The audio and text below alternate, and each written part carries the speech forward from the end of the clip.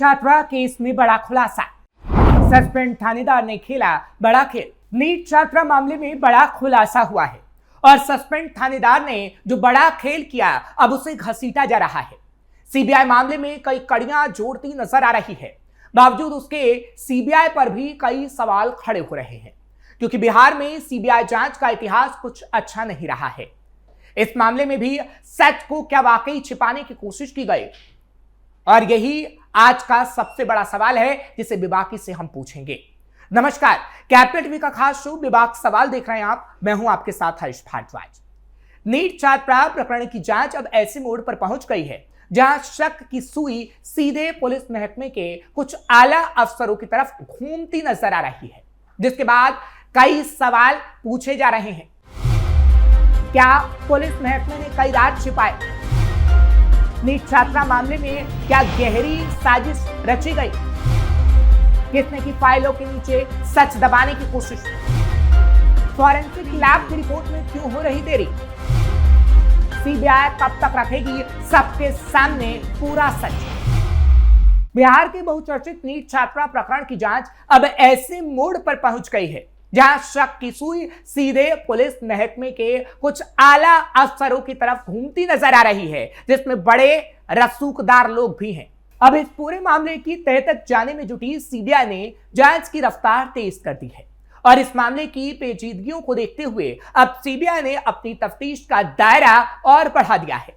जांच एजेंसी की सुई अब उन कड़ियों की तरफ घूम गई है जो इस पूरे वाकये को एक गहरी साजिश का रूप दे रही है।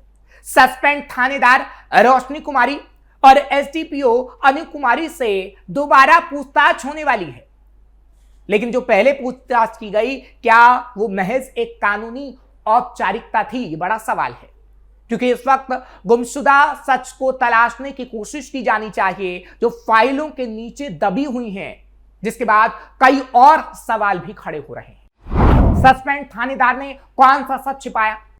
सीबीआई ने अपनी तफ्तीश का दायरा कितना बढ़ाया?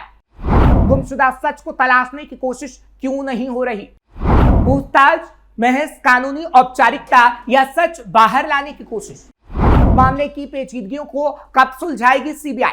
दरअसल इन सवालों का केंद्र वो मोबाइल फोन है जो मुजरिमों तक पहुंचने का सबसे पुख्ता रास्ता हो सकता था, लेकिन अफसोस उस रास्ते में देरी की ऐसी दीवार खड़ी की गई कि अब पूरी व्यवस्था पर सवालिया निशान लग गए हैं, जिसके बाद फिर सवाल उठता है कि आखिर मोबाइल को फॉरेंसिक लैब भेजने में सुस्ती क्यों की गई? मोबाइल किसके पास था? क्या उस दौरान उसमें मौजूद डेटा से कोई छेड़छाड़ की गई? क्या यह सिर्फ प्रशासनिक गफलत थी या किसी ऊंचे रसूख वाले शख्स को बचाने की सोची समझी कोशिश? हालांकि इसका उत्तर जानने की कोशिश में सीबीआई के अधिकारी लगे हैं और रोशनी कुमारी और अनु से इस बाबत पूछताछ की जा सकती है। कानून की दुनिया में चेन ऑफ कस्टडी बहुत मायने रखती है। अगर सीबीआई की मिनट दर मिनट पड़ताल में यह साबित हो गया कि मोबाइल को जानबूझकर रोका गया, तो यह मामला लापरवाही के छोटे दायरे से निकलकर सबूत मिटाने यानी सेक्शन 201 आईपीसी जैसे संगीन जुर्म में तब्दील हो जाएगा। कहते हैं जब निजाम के रखवाले ही सुरागों को धुंधला करने लगे तो इंसाफ की राह और भी दुश्वार हो जाती है, और इस मामले में तो यही नजर आ रहा है। पुलिस महकमे के गलियारों में इस वक्त खामोशी क्यों? दरअसल पुलिस महकमे के गलियारों में इस वक्त खामोशी किसी बड़े तूफान की आहट है। कॉल डिटेल्स और डिजिटल ट्रेल ऐसे राज उगल सकते हैं जो कई सफेदपोश चेहरों को बेनकाब कर देंगे। सीबीआई अब केस डायरी और जब्ती सूची का जिस बारीकी से मिलान कर रही है, उससे साफ है कि अब कोई भी अहम किरदार बच नहीं पाएगा।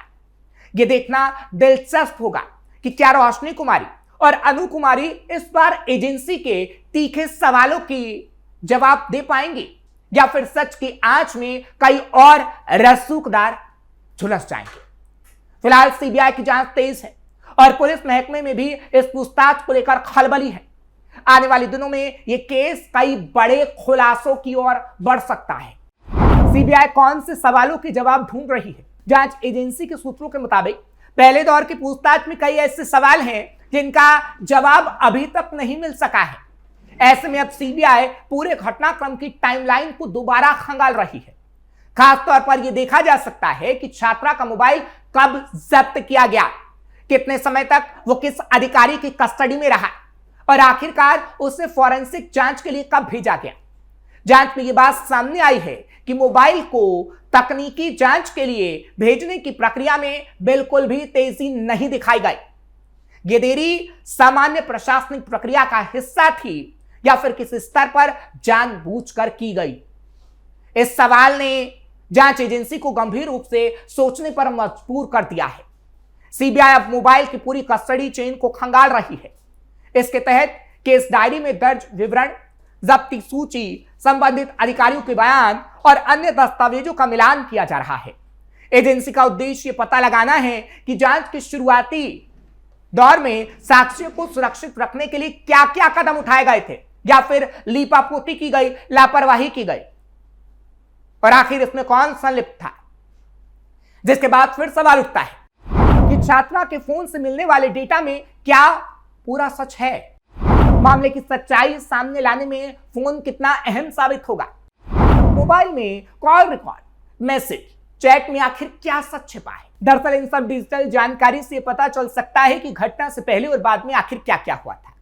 यही वजह है कि मोबाइल की फॉरेंसिक जांच में हुई देरी को जांच एजेंसी बेहद गंभीरता से ले रही है।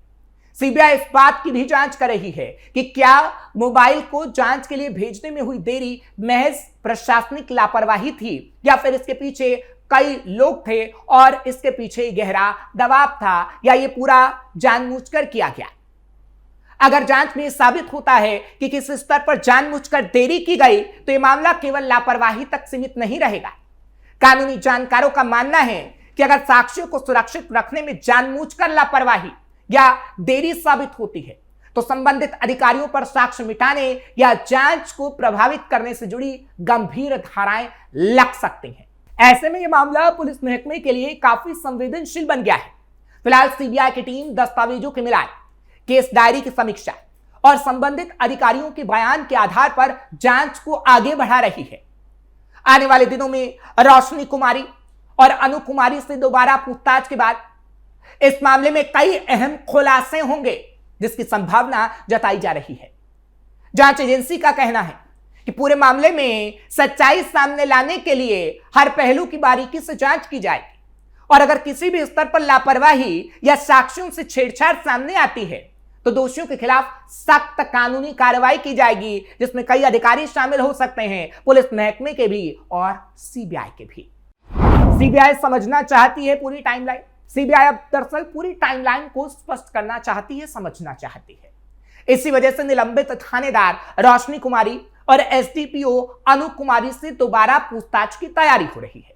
हालांकि इससे पहले पूछताछ हो चुकी है।